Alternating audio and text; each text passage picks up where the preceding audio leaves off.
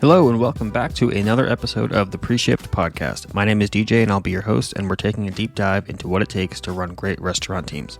Joining me on the show today is Pike Howard from Felipe's Taqueria in New Orleans. This is Pike Howard. I'm one of the owners as well as the finance and development director of Felipe's Taqueria. Felipe's Taqueria is a fast casual taco concept that has grown to 6 locations in 2 states, Louisiana and Florida, by holding themselves to high standards in the kitchen and on the floor. Pike and I chat about the origins of Felipe's, their approach to multi-location growth, and how they retain their staff in a competitive labor market. As always, the Pre-Shift Podcast is brought to you by 7 Shifts, team management for restaurants.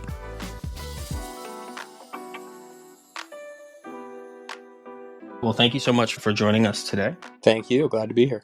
So I'll dive right into it. Really, just give me the kind of Cliff's Notes, the brief history of Felipe's and how you came to be involved in the business. Yeah, so the story of Felipe's dates back to 2006. A cousin of my father-in-law's decided to get this concept going. This is kind of around the advent of the fast casual segment, the beginning of the fast casual segment starting to become a real thing in the restaurant industry.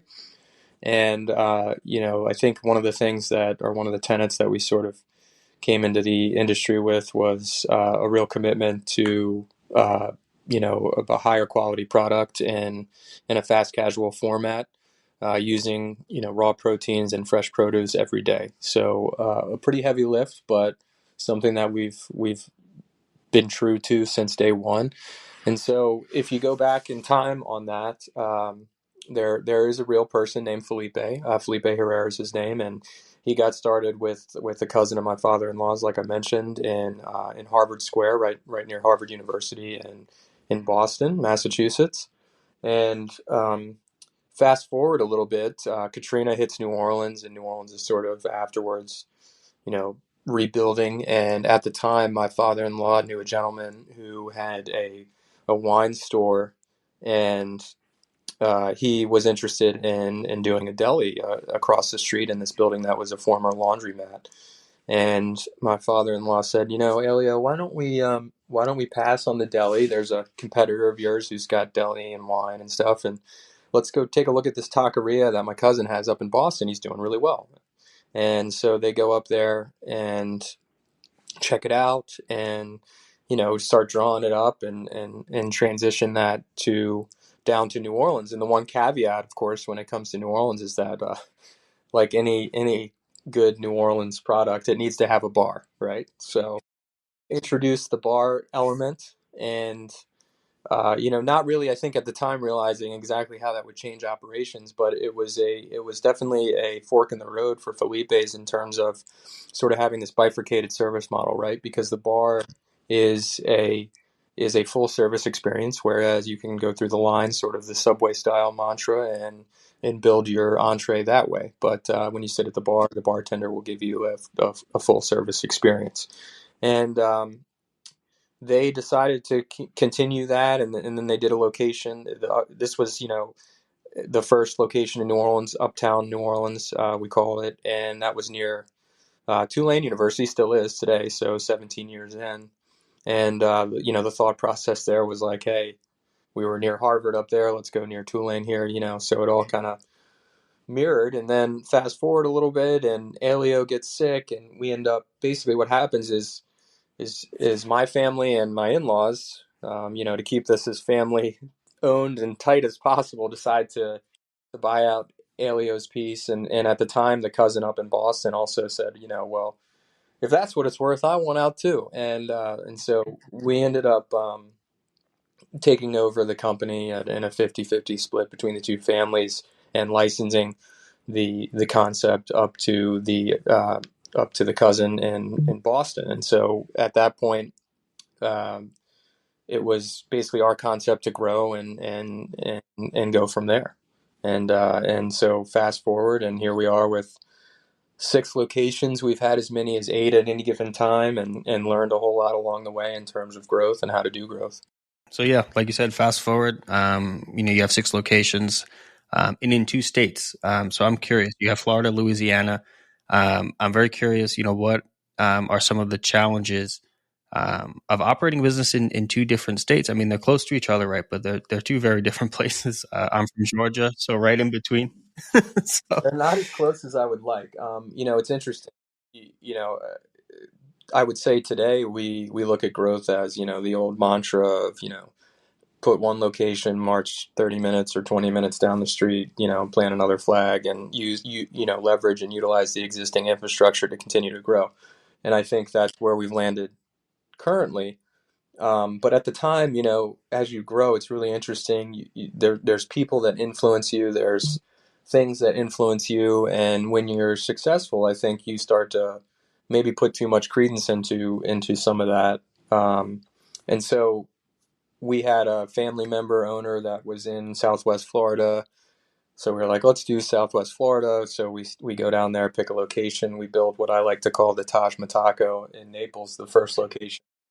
And it's over budget. It's amazing though, but and it's big and all that, and it's done fairly well. But the managing of a location that's 500 and almost 600 miles away is challenging, and you have to really have your ducks in a row in terms of processes and systems and everything that the playbook, I guess, to say that you want to run in a different location when you can't be there. And I think it's also really be the face of the brand when you're not there. Um, yeah, yeah, I think it's important that you have a really solid foundational playbook that you want to run in a location that's not close to your existing infrastructure, and you need to have an individual who's really bought in, right? Because when you make that separation and that individual is sort of on an island of their own. Without the daily touches, they really have to be a believer in what you're doing. I like to think that at this juncture, we've sort of made the full trip around the moon on growth, closing locations that were underperforming, and really coring up and shoring up of what we want to do going forward. And sort of the tenets that we've established along those lines is, we need to leverage existing infrastructure that's in place, and that ties right into proximity of where you go next and where you grow. And then, not being influenced, I guess, by a certain individual or certain person that may move or whatever that says, hey, you should do one here because of X, Y, and Z. And you're like, no, that doesn't fit. Um, Sorry, like that doesn't check the boxes for us. Um, and so I think that's where we've gotten to today is that we've kind of learned all the bad lessons, and that's expensive and costly. And maybe we could have learned it faster, but I mean, here we are, and we're successful, and we've got 6 locations, all of which are profitable, and I think we're pretty comfortable with that right now, and we're sort of in a state of where we're trying to figure out the next chapter for us. absolutely. So I'm curious in that learnings and going through those processes. What does the typical kind of day look like for you? Are you in the restaurants often? Are you on the ground, or are you more of an office guy? Like, what in your role, what is that? Yeah, I'd like to think that uh, we've sort of gotten to a point where I'm a big believer that you hire and put people in place who you need to trust, and you need to also give some latitude and let them do their job, right? So my thought process is that if I have to go to a restaurant every day and work a position, there's probably an issue, right? And I like to be present and have touches in the restaurant and be there as much as I can, but I also like to create separation in space. And I do that for two reasons. One, like I mentioned, I want the individuals that we put in place to lead to be able to lead and not feel like they can't go to the bathroom without talking to me. Um, and then the second is that I want to, in some cases, kind of be a little bit above the fray, right? Not so deep into operations that I can't kind of see the forest for the trees. Um, and when you think about kind of the culture of how we set up our home office, we call it, which is basically the group of individuals that are tasked with supporting operations. Um, we worked really hard on a cultural shift within our office that we were the spokes of support for an operating business, and not just an operating business, but we were the spokes of support for the restaurant industry operating business, which entails certain things. And and that shift was like, hey, if on a Monday you got to go run an errand or whatever, like that's fine, go do that. Because I'm asking that on a Saturday morning, if something's blowing up that's impeding us from executing on operations and taking dollars in and generating sales, I want you to be available for that individual who's the operator, right? So if there's nothing worse than being like, at the register or whatever behind the bar, and a system doesn't work or something's broken and you've got a bunch of people staring at you. It's a really uncomfortable position. And I worked really hard to get everyone to understand being in those shoes, and that we a lot of times are the ones, if you're touching that and you can fix that you're like the warm blanket, right? You're coming in to sort of save the day and make it go away. So I wanted to create a culture in our office that allowed us sort of the ability to be that warm blanket for operations, that spokes of support, to be sort of bucketed in each of your lanes to be able to support whatever element of operations you need to support. So I guess long-winded answer, I spend more time in the office probably than I do in the restaurants, but that's because I feel like that's where I can sort of greatest impact the operations in terms of being able to quickly resolve issues. And I would say that, you can't just not be at the restaurants or be present. You have to go and be around. So like, any big event or big days, I'm always at one of the locations, and I'm popping in for just different reasons and different things, just for touches. But again, I don't go in there with the mentality of being like, I'm going to be pointing out all the broken things and putting together a punch list of all the fixes that need to happen, because I think that that's like an overload situation for a lot of the leadership team. I don't want them to feel like every time I'm around that, or any of us really who might be in a leadership position, that it's this tenuous sort of this, that, and the other have to be fixed while I'm here, and then I'm in and out, and I'm not going to help you fix it, right? So I think that you want to put sort of a longer lead time on problems and solutions, and sort of work through them over a period of time, and not like this instantaneous pop in where that and that, now you're overwhelmed and you think you're doing a bad job. I'd rather have just a more ongoing conversation about what needs to be adjusted, and have a plan to do that over a period of time that's not like a pressure cooker.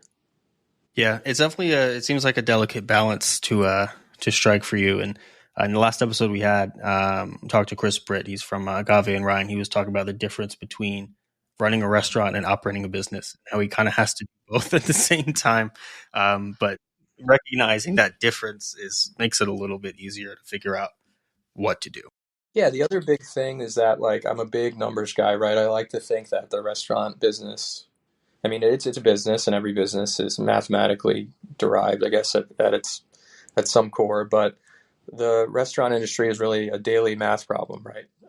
If your sales are X, your labor needs to be X, and your COGS need to be X, and if you can execute on those two things, your probability of being profitable for that given day or that given shift is pretty high. So we like to operate in sort of a corridor for all the leadership and everyone, that gives them expectations and around those things, and then helps them sort of manage that, right? So we operate on a culture of goals and expectations. A goal is something that you really want to reach and try to hit, but there's expectations, which are kind of the low end of, or the median, I guess you could say, of where we would like you to be operating. So we are very transparent about those numbers and those things. Our leadership teams see profit and loss statements for their restaurants. We established a profit sharing program many years ago. So we want them to, and when we have to, and it's a constant sort of, again, razor's edge type thing in terms of managing the numbers, but also managing the guest experience and making sure that you're not just sacrificing one for the other, which is the constant sort of learning battle. But I really like to be in the numbers a lot and be able to share that information in a manner that's digestible for the leadership teams, because I think that at the end of the day, that's the biggest scoreboard that we have. Absolutely. And just shifting a little bit here from leadership into just kind of your team and the staff. And you mentioned, the leaders know the numbers and there's the profit sharing. And I understand that you guys have put a lot of effort into your team and retaining them. And I heard a 70% retention rate that you said in another interview. So curious, beyond some of the things like profit sharing and just transparency, what has gone into that, and what would you say are some of the big levers you've pulled to get to that point? Yeah, so obviously during COVID, I think everybody was taking a hard look in the mirror on this topic, and it was extremely challenging. But at the same time, I think it was an opportunity, and we viewed it as an opportunity to really core up and invest in technology and learning in order to retain to retain sort of the core, to make the core of our restaurant operations during a challenging time feel like they had a company that was on sound footing and an organization that was interested in making sure that they felt sort of taken care of in a time of uncertainty. So we invested in a fair amount of technology. One of to increase the level of communication and transparency with the hourly team members. So you kind of move past the leadership team and you go, all right, well, what do I need to do in order to increase the level of communication with the hourly team? And so what we started doing is we started investing in technology that helped automate a lot of the benchmarks for the team members and increasing the level of communications actually through products like Seven Shifts, where it would be things like messages on a regular basis that, say, hey, did you know that we have, this is how you earn paid vacation. We have a 401k plan. We have two different healthcare plans. We have long-term disability. So we started increasing that communication in order to in an industry that's somewhat uncommon, to sort of be upfront and out there with what you're offering, to let them know that hey, things may be uncertain, but maybe the room's spinning. This grab onto us. And we also started increasing our level of check-ins and communications to create a circular accountability about uh, about sort of benchmarks. So, hey, you've been here for 90 days. How's it going? Have you had a check-in with your manager? And it's a text message sort of conversation. If they say no, then it's like, okay, now we've got to circle back on that and figure out why. Um, and hey, do you know how to calculate your effective hourly wage with tips? You can go into your ADP app, is who we use for payroll, and look at your pay stub, and this is how you do that. Um, so so like any good relationship, communication is key, and that was kind of the underpinning foundational element or core of our efforts in the last few years to increase and solidify that core group and sort of let that manifest itself over a period of time as us being a company of choice within the industry to work for, because we basically had our ducks in a row and we've made you feel like, oh yeah, they actually are trying to connect with me. Um, and birthdays too. It's little simple stuff like, it's your birthday. Hey, happy birthday. We're gonna get you a cake. Um, we've done a ton of that, and it's like those little things that just a lot of people don't expect in our industry, I think. And if you start really investing and focusing on it, I think you're putting your best foot forward in terms of trying to solve a retention problem that is always going to plague this industry, because it's sort of and you were fighting the gig sort of deal too, right? Like, that's obviously become a much more popular avenue for a lot of people. So you had to, I think, find ways to scrap a little bit and make people feel like they were in more of a career type scenario as opposed to just like a fleeting opportunity. And it seems like more of the efforts for you guys wasn't so much as it seems like you had already offered certain benefits, and it was more about communicating those things. And Yeah, but nobody knew yeah, about them, so there was no we weren't advocating for ourselves, right?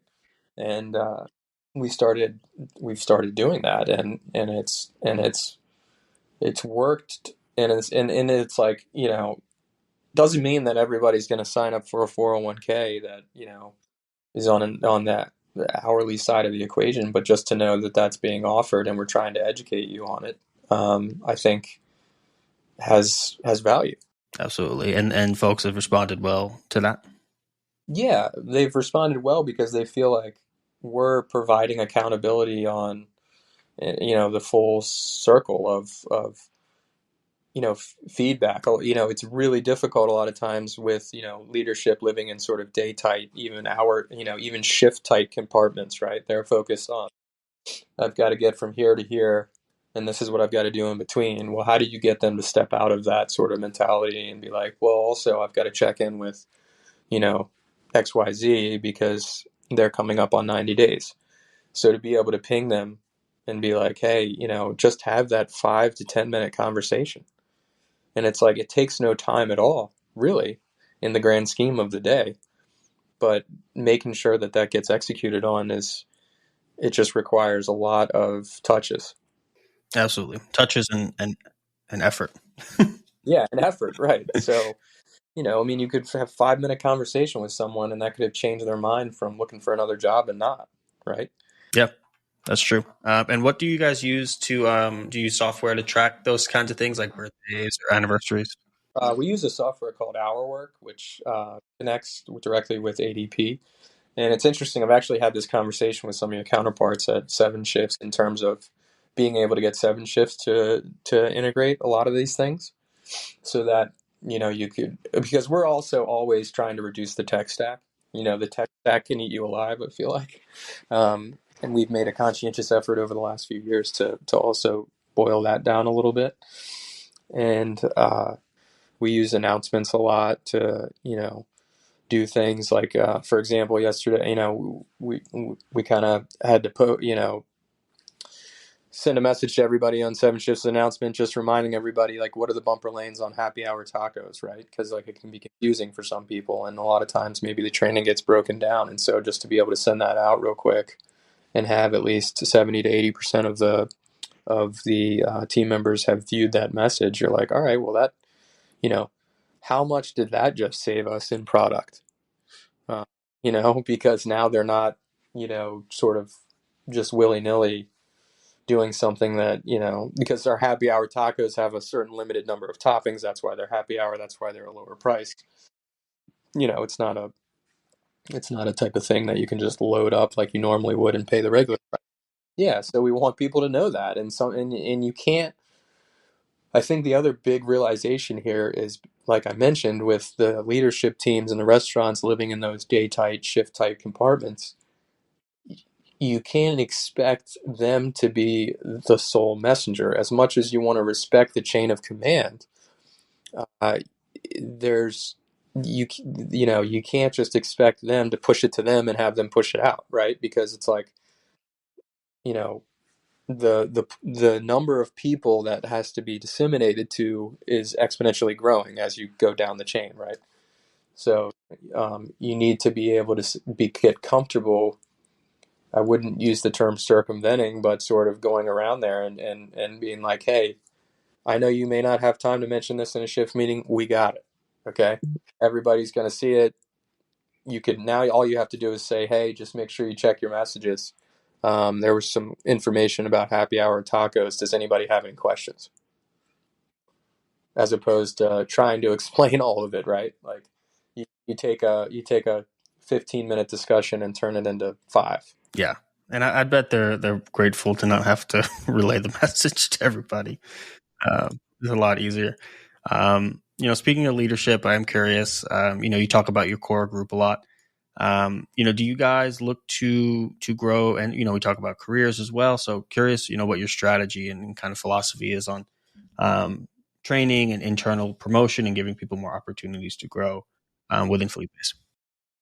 So we worked really hard on transparency in that regard too. So we have just a simple saying: the more you learn, the more you earn. So we wanted to really cut out the just general conversation and sort of gray area around, oh, well, I've been here for a year. How come I haven't gotten a raise? And you're like, well, have you decided to try or expressed interest in learning any other positions? No. Well, that's why. So then if you can cut out some of that noise, then you can provide sort of a blueprint for exactly how you're going to earn more money. So we basically created a matrix that said, if you want, if you do this position and this position, this is your base wage. If you do this, this, and this is your base wage. So you could really, literally, as a team member, be like, all right, well, I want to learn level 1, 2, and 3, and I know that if I get there, I get here. Um, the the only trouble sometimes with that architecture is that you've got to get the bandwidth of trainers and leadership in order to be able to make sure that they can execute on that. So again, there's where that some of that communication comes in about pushing down or pushing out the ideas that this is how you earn more money. Um, and so we've again sort of communicated this is the infrastructure, and if you're having trouble executing on that, we need to know about it. And then we can sort of push on, and investigate. Hey, this guy says or gal says they've, been asking for months to try to train on this position and have gotten nowhere. What's the deal? So that sort of, you don't want to. We have such small windows, I think, of eagerness sometimes, right? Before people, that really fleeting moment where people go from eager to disgruntled, right? So being able to address that very quickly, I think, has been something we've focused on as well, so that you can just jump right on it, and then you can start doing your due diligence. And a lot of times you might find out the leadership just kind of ignored it, and that's a problem. So we've opened up those lines of communication.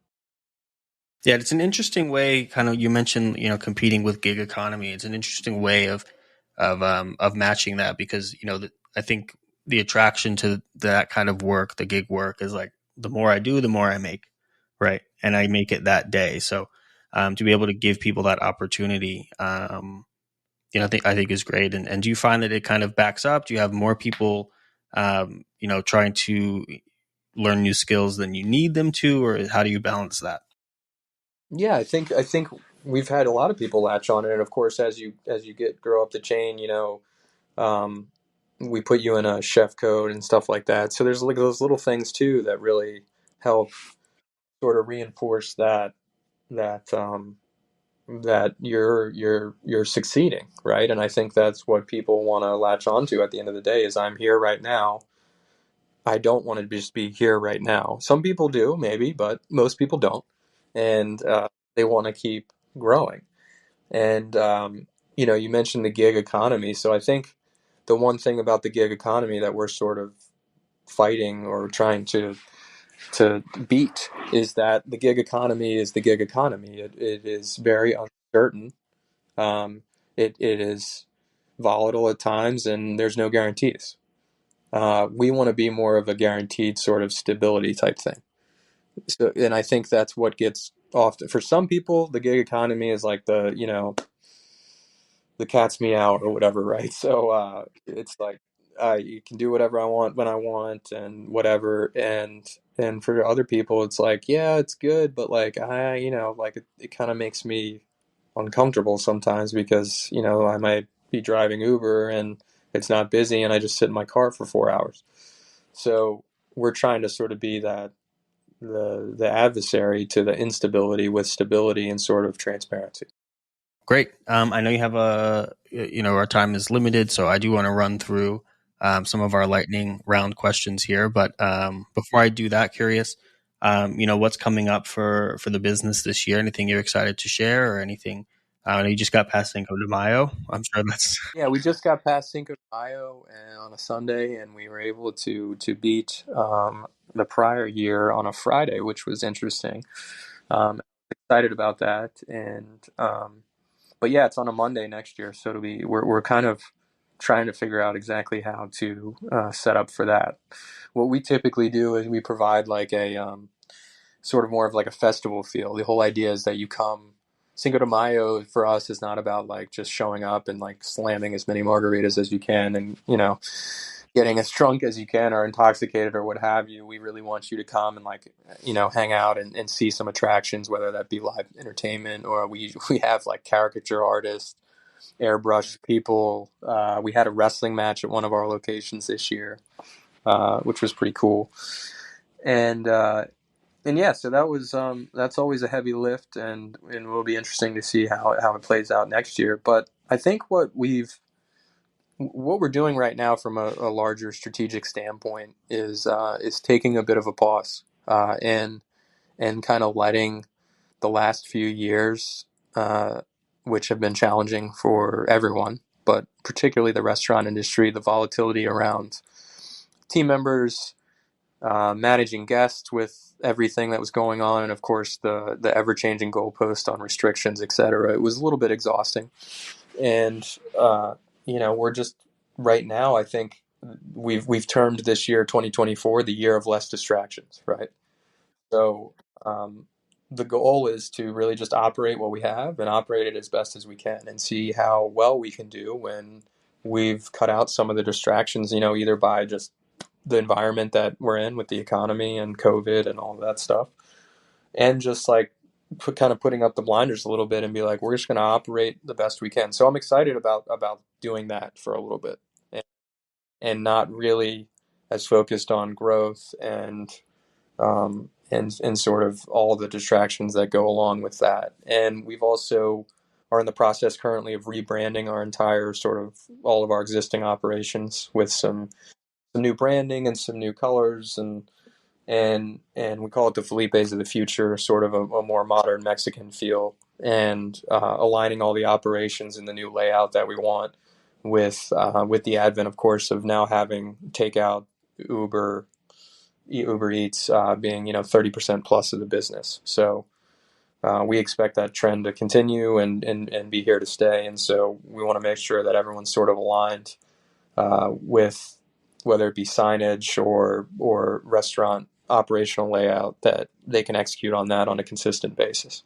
That's awesome. Yeah, we just revealed our rebrand here at Seven Shifts, and it's still rolling out through the rest of the year. So, yeah, it's a fun process. It's a lot, but it's also a lot of fun to give yourself a makeover. It is a lot, but it's nice. Like if you're kind of like a little bit type A anal retentive, like I am, like the idea of having sort of everything like tight and the same is like there's a lot of joy that brings me. Um, so that's kind of where we're focused. And then on the marketing side, we've made sort of a conscientious effort. I think what we've seen is that in sort of high inflationary environment, with where pricing where it is and where it has been, that individuals who maybe prior weren't as attuned to discounting or offers, special offers, are now a little more dialed in on that. And so what we're doing is we're very focused. The other big element, of course, is that we're getting so much more data and information now than we used to, because of the fact that of the amount of orders coming through electronic platforms for takeout, or we have a kiosk or a takeout order or Uber Eats. There's a plethora of information in those types of platforms that you didn't get before, when someone just walked up and ordered something and left, right? So now we're focused on, let's grow that database, let's capture this information, and let's leverage the opportunity to grow that database to increase the level of touches with more aggressive discounts, right? Because the sensitivity around those have increased. So we are using SMS and text messaging and email, of course, to ping people more often, in a more aggressive format. So, and we've seen people, we've seen these offers really, we've seen people respond, which is interesting. That individuals are looking for things like that. The pool of people, I think, that are taking advantage of those things has gotten significantly larger than it was maybe 4 or 5 years ago. Yeah, I think a lot of people, even myself, I can say like this year, like, a lot of the fast casual, fast food type restaurants, it's like, oh, they've gotten so expensive, this and that. But then you go to the app and it's like there's just so many deals and things to take advantage of. It's hard not to be converted and start using those, and you start getting the offers, and then it feels like it, at least for me, like it used to be in terms of the value. Yeah. I mean, it's spot on, right? I mean, we're the bottom line is like, as Americans currently in this environment, like we're not saving as much. Uh, it is pretty expensive to go out and eat, and it's pretty expensive to go to the grocery store and buy gas for your car. And so you're getting pulled in a lot of different directions, and all of a sudden someone pings you and they're like, hey, buy one get one today, and you're like, sweet, I'm in, let's go do it. uh, and the goal, of course, is to create more volume than you do discounting, and that's, I think, for us has been pretty fruitful process, and we realize that it's a little bit of a struggle right now. So for us to just ignore that and not provide those individuals an opportunity to come and see us, I think is a mistake. So we've kind of gone after that. Awesome. All right, and we'll wrap it up, and we have a few minutes. Just a couple quick ones.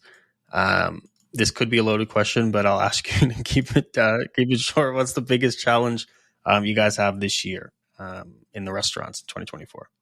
Yeah, I think the biggest challenge in the restaurants this year is kind of like I just mentioned, is striking the right balance on value and pricing, right?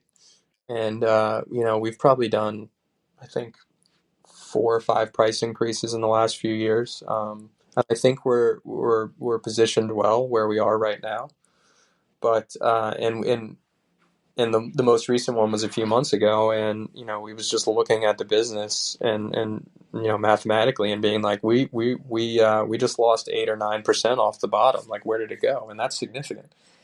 And so then you kind of back into where pricing needs to be, and you hope that people still see the value. And I think that's the biggest challenge is trying to feel like your business is right sized from the pricing standpoint and profitability where it needs to be, with still creating and encompassing that value proposition for the guests that come into your restaurant. That is a very difficult balance to strike, and one that you have to constantly kind of be mindful of. And I think that where that comes into play for us is, I think the fast casual segment, the bar for hospitality is relatively low.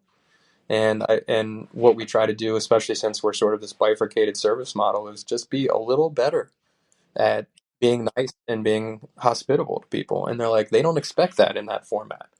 And so if you can just inch above that bar a little bit, I think you add that little incremental amount of value, and they're like, that this works. So that's kind of the biggest challenge, I think, right now. We wouldn't be successful without blank, fill in the blank. We wouldn't be successful without all the people that believe in what we're doing, and the commitment to small batch made from scratch, which is kind of our MO. And we could have capitulated, I think, over the last few years to a lot of different things that would have lowered cost for us from the product standpoint, but it wouldn't have been the same. And that commitment and that continued commitment from everyone, I think, is the largest value that we have internally. Is there a restaurant group that you admire from afar? Let me think here. There's a couple. I think Danny Meyer and his kind of setting the table book was a thing that I read a while back that really resonated with me, and I continue to think that a lot of the tenets in that book really make a lot of sense. How'd you do it, Truett, with the what is it? Why am I drawing a blank on the name? In-N-Out Burger. Uh, I'm sorry, no, that's Chick-fil-A. Sorry. Truett. How'd you do it, Truett, with Chick-fil-A? I think it's really interesting the way they've just committed to a couple really small things and have really focused on just doing those couple things really well. Uh, and it's been interesting sort of watching them morph their service model into what it is becoming, which is, I think, really interesting as well. So I'd say those two. And when it regards to, setting the table and stuff, I think the biggest thing that, resonated with us is kind of writing the last chapter and how you deal with guests. And it's like, you want to write the last chapter of that interaction. And I've always, I respond to every review, and me personally, and have worked really hard to sort of write the last chapter of those interactions. Biggest opportunity you guys are looking forward to this year? I think the biggest opportunity for us right now is to prove to ourselves that we can, from an operational standpoint, exceed some of the profitability expectations that we've had in prior years, right? So, I think that we have the opportunity to prove to ourselves that we can be the most profitable we've ever been. Piece of advice you'd give yourself, your younger self, when you first started out in this business? Oh man, yeah, I thought about this one a little bit at a time, and it's always a tough one. But I think the biggest piece of advice is to not get defensive when people have feedback, and to view that feedback rather than as an opportunity to prove someone wrong, but more importantly, as an opportunity to get better. That the majority of people, when they give you negative feedback or something, there is a nugget in there that is possible to improve what you're doing. And I think you have to sort of get past the ego element of it and say, okay, is there something in here that I actually need to pay attention to get better? And then easy one, your favorite item on the menu at Felipe's? Yeah, I'm a super burrito guy. So I do a super burrito with Mont Jack cheese, black beans, grilled chicken, or chicken tinga, which is a pulled like spicy chicken, and then I do cilantro, onion, pico, guac, jalapenos, salsa roja, and what I like to think is Felipe's best kept secret, which is our Baja sauce, and go-to order. Sounds good. It's lunchtime, so if only I was in NOLA. There you go. Oh man, awesome. Thanks again for listening to this episode of the Pre-Shift Podcast. If you enjoyed it, please leave a review and share it with one of your friends to help our show grow. We could not do it without your support. As always, I would love to hear what you think. You can email me at dj@7shifts.com. I look forward to hearing from you. Until next time.